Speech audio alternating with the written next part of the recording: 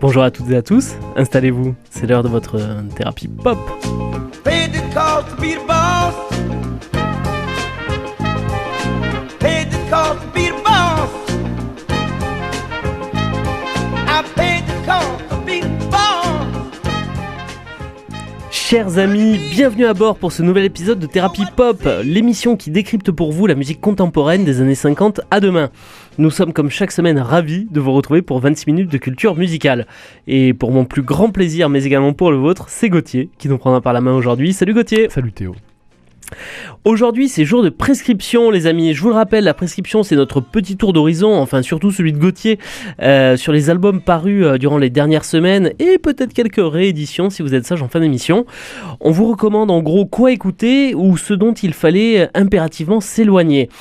Et je ne crois pas trop me tromper en annonçant que le premier album dont on va vous parler fait partie de la seconde catégorie, parce qu'il s'agit de la dernière production du groupe britannique Coldplay, présenté sur iTunes Music comme les papes de l'arena rock. Oui Gauthier, je connaissais pas ce terme, je pense qu'il aura fallu l'inventer pour eux et U2. Ouais. À peu près l'arena rock. Et encore, c'est pas valorisant de comparer U2 à Coldplay, mais... Eh oui, mais donc, si tu veux, c'est comme ça. Les Britanniques reviennent avec un 10e album intitulé Moon Music. Alors, pour commencer, on ne s'écoute pas un extrait et je vais laisser Gauthier le démonter comme il se doit. Ouais, c'est parce que ça mérite vraiment ça. C'est plus que U2, l'Arena Rock, à mon avis, le pendant de Coldplay en termes de rock, c'est Muse. Ils ont des trajectoires plus similaires. Tu as raison.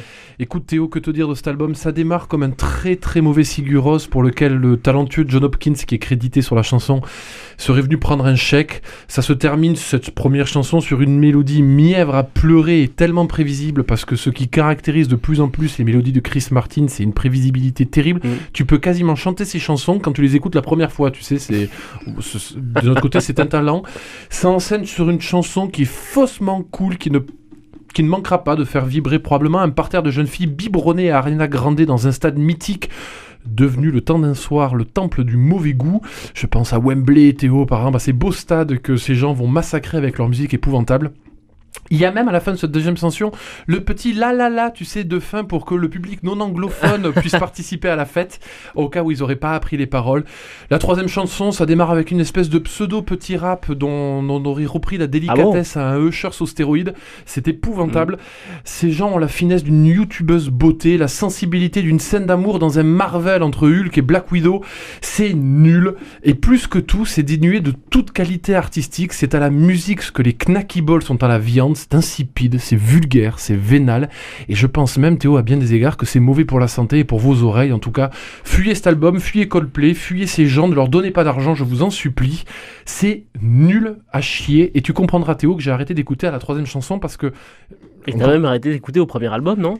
Non, parce que je travaille pour Thérapie Pop et que mon travail est d'écouter les albums qui sortent, donc j'écoute régulièrement les dernières productions de Coldplay, et c'est insoutenable. Et j'ai l'impression qu'à chaque fois qu'on parle d'eux, on dit écoutez le premier album quand même, il était pas si mal. Écoutez le premier album, Parachute, c'était pas si mal. Pour mémoire. Oui, mais on l'avait chroniqué, et souviens-toi qu'on avait lu la critique de Pitchfork à l'époque de la sortie de Parachute qui pressentait que ces mecs n'étaient là que pour faire de la thune. Et ben bravo Pitchfork, qui avait senti dès la fin des années 90 que ces gars n'avaient aucune qualité artistique, que ce n'étaient que des banquiers ou des traders de la musique. C'est l'enfer. Je t'ai rarement entendu démonter un album comme ça. Bah écoute-le. Je l'ai écouté, j'écoutais le premier morceau, je fais ouais, c'est bon. Ouais, voilà. Voilà. Moi j'ai tenu jusqu'à la troisième piste. Et ben je te félicite. Et j'ai arrêté. Et Dieu merci, parce que ça nous épargne une litanie d'insanité. Ah non, mais...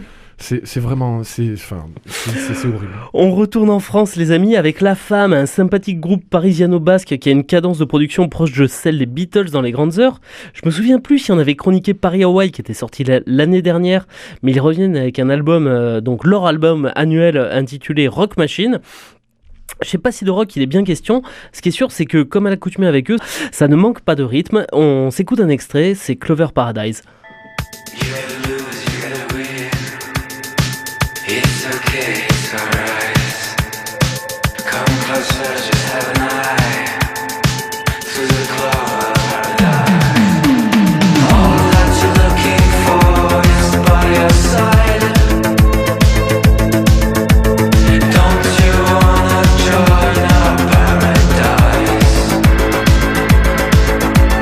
Just know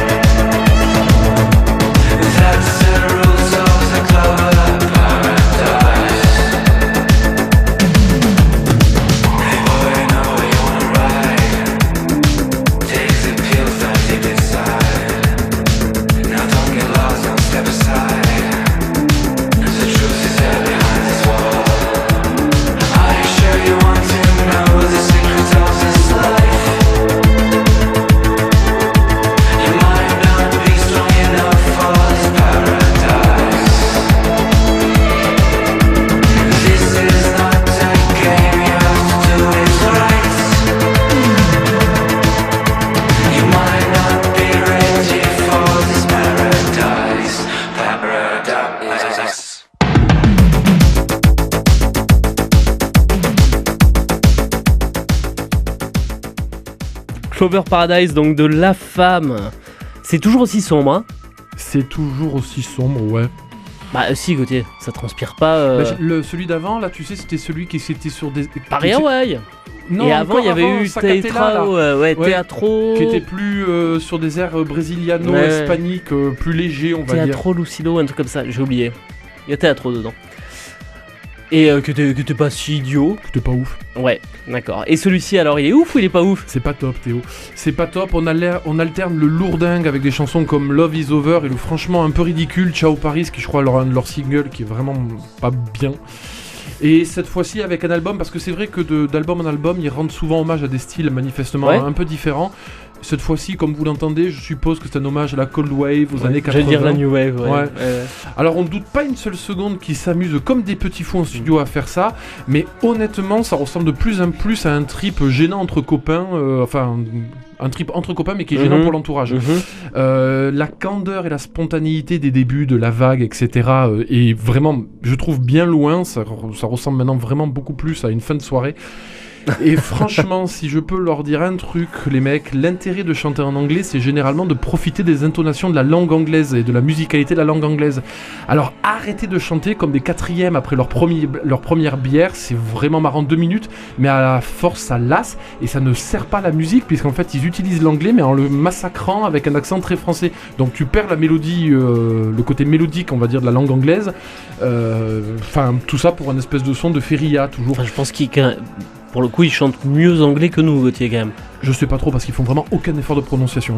Mais vraiment aucun. Bon, en tout cas, tout ça pour te dire, Théo, que pour moi, en tout cas, je pense que je vais m'en arrêter là avec La Femme, surtout s'ils continuent à faire un album par an en changeant de style. Tu parles l'année prochaine, je suis sûr qu'on en reparle. Ben non, parce que le dernier, on n'en avait pas parlé. Oui, c'est vrai, voilà, on l'avait sauté. Oui, ben on va ressauter le prochain, sauf si vraiment les chroniques sont dithyrambiques. Non mais voilà, c'était très drôle au début La Femme, parce que justement ça avait cette spontanéité vraiment cool, peut-être dû un peu à leur côté sud-est de la France et tout, sud-ouest de la France plutôt. Maintenant encore une fois... Puis avec Clara Luciani. Ouais, mais je te dis, maintenant ça ressemble vraiment à un vieux trip de fin de soirée entre potes. Alors ils doivent vraiment beaucoup se marrer eux, j'en doute pas une seule seconde, mais pour les auditeurs c'est de plus en plus pénible. Bon, dont acte, c'est au tour de Japandroids, duo canadien, comme leur nom ne l'indique pas, de passer sur le gré de la prescription. Ils reviennent avec un 4e album intitulé Fate and Alcohol. On notera une cadence de production moins élevée que chez La Femme, puisque eux, c'est leur 4e album en 15 ans. Et dernier en principe. Ah bon ? Oui, ils sont censés arrêter. On verra. En revanche, pour ce qui est de la cadence musicale, eux, ils répondent présents. Voilà qui devrait réveiller ceux qui s'étaient assoupis sur Soccer Mommy qu'on n'a pas écouté, puisqu'on en parlera le mois prochain. L'album n'est pas sorti encore. On s'écoute Fugitive Summer. This just in, you're beginning again, done doing the dance for an ungrateful audience, logging off tonight and leaving them all behind. Oh, they so serious about you acting all mysterious, not knowing you're not running away, just going, leaving the glamour girls for the women of the world.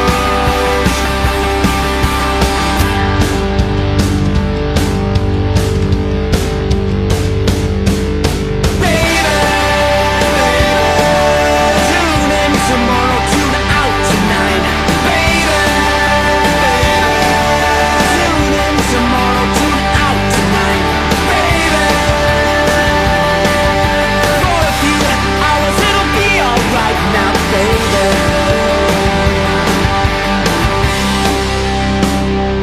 Ready or not, big swig got you feeling shit hot, and you're taking that feeling out into the early evening. My picture in your locket, Mickey in your back pocket. Donc ça, c'est Japandroid, Fugitive Summers. Et oui. Ça dit quoi, Gauthier ? Alors, Japandroid, c'est un groupe qu'on avait chroniqué aussi, Théo, le temps même de tout un album. C'est un groupe qui a toujours joué sur un fil extrêmement mince entre une sorte de rock de lycéen universitaire tout droit sorti d'American Pie. Tellement. Ouais, et plus valorisant, à une sorte de garage rock truffé d'hymnes adolescents et puissants. Et malheureusement, ce fil est bien évidemment très tenu et parfois difficile à tenir. Alors, l'album s'ouvre avec une chanson High Contact Eye, enfin eye, les yeux quoi, contact eye, là pour la peine en haut, c'est chiant à prononcer, qui sans être excellent ressemble à du pur Japandroids, mais qui n'est pas un hymne comme il savait le faire, et qui est en fait un peu, dès le début, à l'image de cet album, on sent qu'on n'atteindra pas les sommets, parce que oui, il faut parler de sommets avec Japandroids, avec leurs 2 premiers albums qui étaient absolument remarquables, particulièrement le deuxième. Mais encore une fois, on retrouve pas ce côté absolument hymne. Je vais me permettre une comparaison très osée, mais Japandroids, c'est au garage rock ce qu'a été Oasis au rock, si tu veux. C'est-à-dire des mecs qui composent des mélodies très simples, très vite, très systématiques, et très puissantes, on va dire, dans des refrains que tu as toujours envie de chanter. J'ai passé des heures en voiture, mon cher Théo, à hurler, notamment The House That Heaven Built, que je vous encourage vivement à écouter, une des chansons de Japandroids. Alors, on alterne avec des bons gros rock, je pense à la chanson notamment DLT ou Alice, qui est une chanson intéressante parce que la guitare est extrêmement minimaliste, on va dire, ça ressemble d'ailleurs à des accords d'Oasis, mais quand on l'écoute et qu'on se penche sur la mélodie, on se rend compte que c'est plus complexe que ça n'y paraît. Et puis il y a carrément des actes manqués, c'est peut-être ça qui est un peu dommage avec cet album. Je pense à la chanson par exemple Chicago, qui aurait pu être le Continuous Thunder de cet album, qui était une chanson magnifique de leur deuxième album, mais dont le refrain démolit complètement la tension émotionnelle, qui l'a fait complètement retomber. Même constat par exemple avec Upon Sober Reflection, et d'ailleurs c'est très étonnant, ils ont tendance sur cet album à ralentir leur refrain, ce qui est, comme vous l'entendez en principe, pas leur qualité première. C'est pas leur marque de fabrique. Non, généralement ça trace. Alors ça c'est les bons rock, malheureusement en plus sur cet album il y a des choses qui sont vraiment pas top. Je pense à la chanson Gaslight Anthem notamment, ou Positively 34th Street, ils m'ont pas aidé avec les noms de chansons, qui ressemble un peu à une chanson qui aurait figuré dans une comédie romantique mais avec Gérard Butler, tu vois, donc pas le truc le plus léger du monde. Ils ont en plus jamais fait de grands efforts pour leur pochette d'album Japandroids, et je crois que sur cet album ils se sont dépassés, la pochette est nulle, c'est juste un portrait d'eux fait avec un iPhone, enfin c'est vraiment pas top, et ça m'a fait penser à autre chose qui était plus important. Bon, allez réécouter encore une fois leurs 2 premiers albums qui sont absolument fondamentaux, particulièrement le deuxième. Et ça montre aussi comme l'évolution d'une carrière dans la musique, et particulièrement dans le rock, n'est pas une chose simple, et aussi tellement fondamentale quand on voit l'imprécation qu'il peut y avoir entre l'œuvre et l'intention qu'il a fait naître.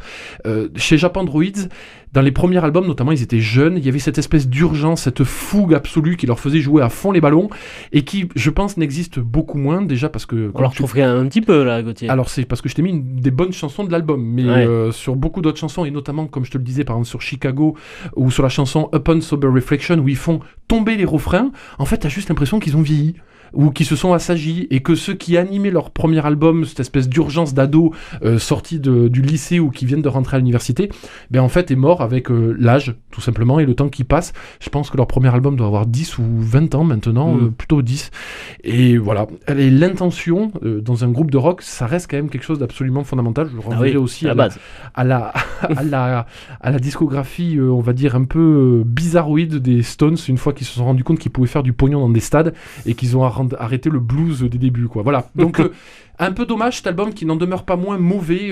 Allez bien plus écouter Japandroids que Coldplay ou La Femme, mais qui demeure nettement moins bien que les 2 premiers. Si je peux encore une fois vous donner un conseil, foncez sur le deuxième qu'on avait chroniqué, Celebration Rock, si je me souviens bien, et qui était effectivement une célébration pour le rock.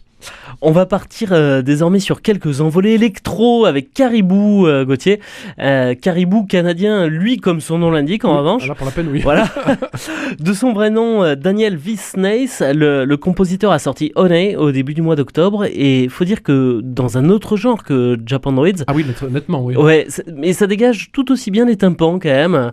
On s'écoute Climbing. Je t'en ai mis une un peu douce, mon cher Théo, parce que je sais la fragilité de tes tympans, oui, et je savais que j'allais les soumettre à rude épreuve avec Japandroids. Climbing, tu me disais ? Oui. Climbing.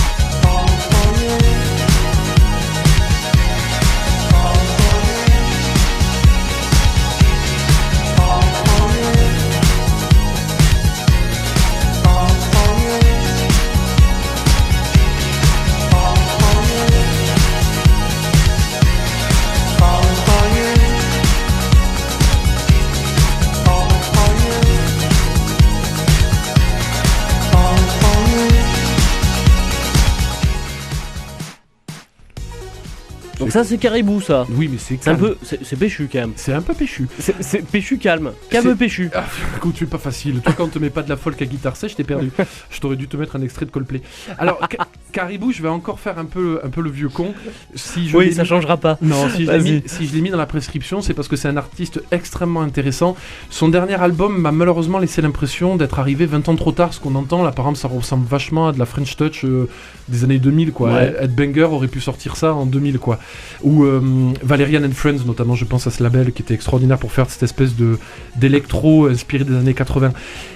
Donc l'album est pas terrible, pas mal, mais pas terrible. Il est beaucoup plus électro que ce que vous entendez là, même si je sais, Théo, que ça déjà, ça Ouais. tamponne beaucoup. Allez surtout vous interroger à la discographie de Caribou, qui prend un virage depuis notamment l'album en 2007, Andorra, de plus en plus électro, mais Andorra notamment, ou l'album Swing en 2010, c'était vraiment de pure merveille. Et ça reste un mec qui... Bah alors, on parlait de la difficulté de faire évoluer une carrière, lui ne tient pas en place. C'est peut-être un peu dommage de faire une électro aussi datée. Je pense en plus à ce qu'on avait chroniqué le mois dernier, à savoir le dernier Jamie XX, que Ouais. notre cher Valran disait comme étant résolument moderne et avec cette capacité étonnante à vendre de l'électro diverses et variées en le rendant très populaire. Bon, Caribou est peut-être un peu là-dedans, mais c'est pas le meilleur album incontestablement. Foncez sur Andorra, qui était un bien meilleur album, et plus pop, Théo. Bon, je prends note. Il te satisfera un peu plus. Il est désormais l'heure d'évoquer la sortie de Cutouts par le groupe The Smile, un groupe composé entre autres, je le rappelle, du génial Tom York et du tout aussi talentueux Johnny Greenwood. Ils reviennent très rapidement, 8 mois après avoir dévoilé Wall of Ice. Alors, il faut dire que ces deux albums sonnent comme un peu un diptyque, étant donné qu'ils ont fait partie des mêmes sessions d'enregistrement, ce qui rappelle un peu le Kid A amnésiaque du Radiohead, dont sont issus d'ailleurs Tom York et Johnny Greenwood. Donc ça, c'était le Radiohead de la grande époque. On s'écoute un petit extrait, c'est Eyes and Mouth.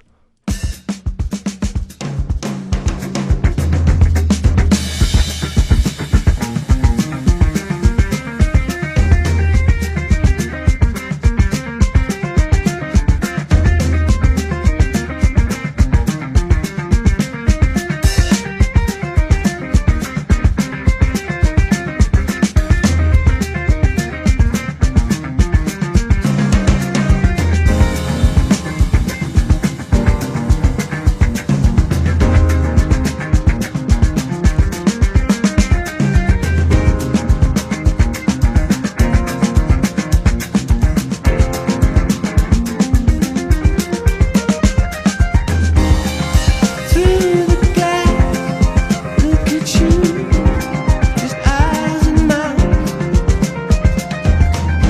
Only saying words, then just turning them around.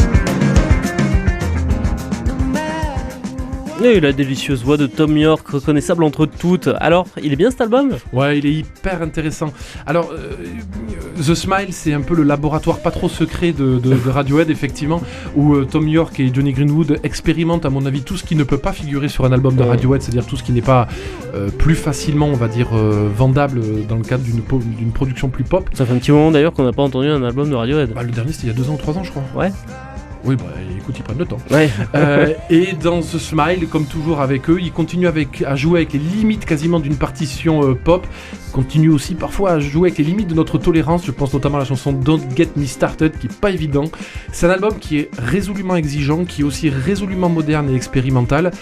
Et donc en soi intéressant parce que quand Johnny Greenwood notamment, dont vous entendez la guitare folle, et notre cher Tom York font de l'expérimentation, il faut écouter parce que ces gens sont, pour ce qu'on peut le dire sans trop dévoyer le mot, des génies. Et ils sont en fait l'exact opposé de nos amis Coldplay qui je pense ont arrêté de réfléchir à leur art au milieu des années 90, c'est-à-dire même avant leur premier album. Eux ils continuent. C'est d'une originalité débordante, c'est d'une virtuosité absolument inouïe. Je vous encourage à écouter la chanson Zero Sum où Johnny Greenwood a décidé en fait de rendre comme partition de guitare lead, c'est-à-dire comme partition qui pose la mélodie, quelque chose qui serait l'équivalent d'un solo dans n'importe quelle chanson normale. C'est incroyable.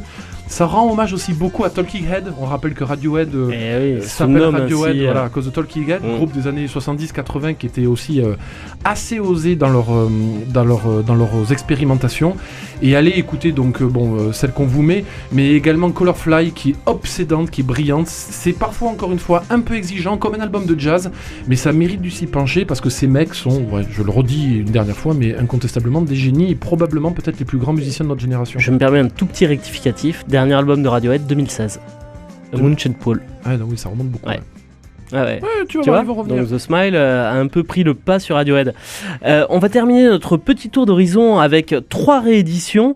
Donc on va commencer avec un groupe dont j'avais jamais entendu parler. Gauthier, c'est ta petite pépite du mois. Il s'appelle American Football. Ouais, American Et Football. c'est pas eux qui jouent. Non, c'est pas eux qui jouent. Alors, ils ont sorti un album de cover, c'est-à-dire de reprise de leur premier album qui avait fait l'objet d'une réédition, je crois, cet été, parce que c'était quelque chose comme ses 35 ans. C'est un groupe américain, American Football, très intéressant, américain, quasi Oui, oui. certain. Intéressez-vous Ils sont américains. Ouais, intéressez-vous à la discographie qui est de toute façon très courte et à ce premier album qui était hyper Et ouais, il y avait chouette. 3 albums, Ouais. dont celui-ci qui est un album de reprise. Ouais.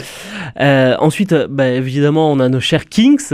Oui, une réédition, alors je voulais la mentionner, un remastering d'un album de 78, Misfits, qui n'est incontestablement pas L'album du siècle. Non, qui n'est pas l'album le plus connu des Kings, Ouais.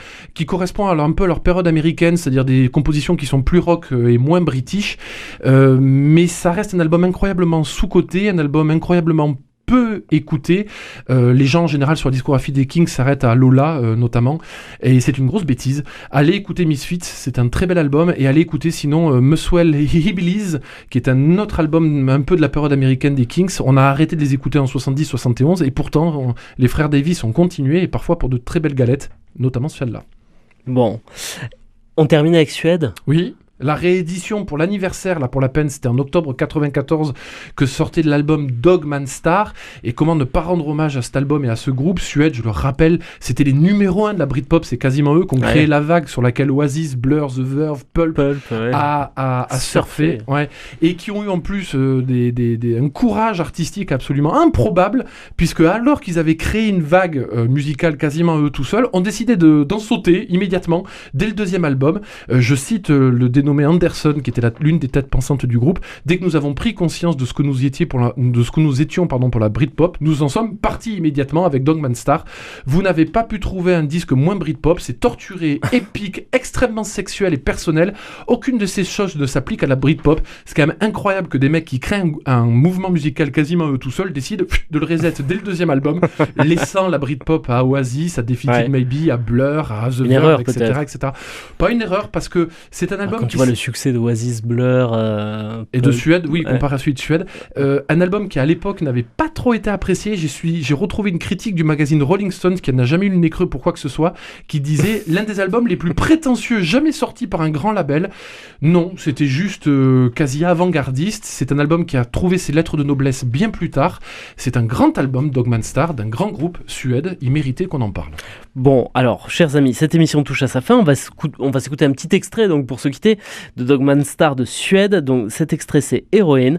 Je vous rappelle que cette émission est à retrouver sur le site de Radio Présence, mais également sur toutes les plateformes de podcast disponibles. On se retrouve bien entendu la semaine prochaine. On vous parlera d'un tube qu'on aime beaucoup, c'est Walk on the Wild Side de Lou Reed.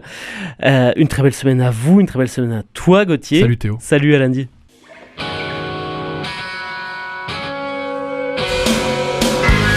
She walks in beauty like the night, discarding her clothes in the plastic flowers, and a comic and tragic in black and white. My melancholy must run for an hour. I'm aching to see my heroine. I'm aching.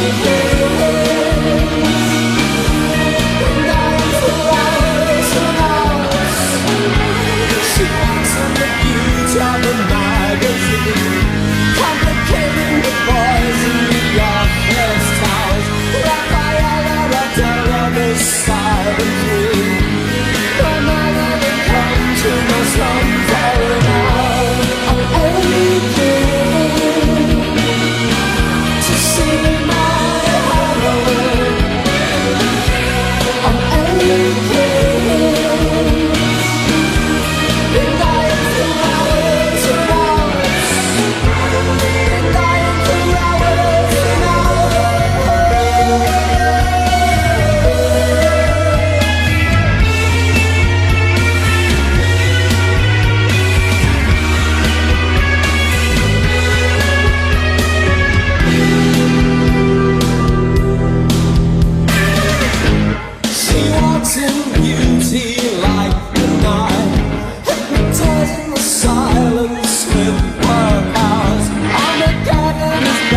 this a job.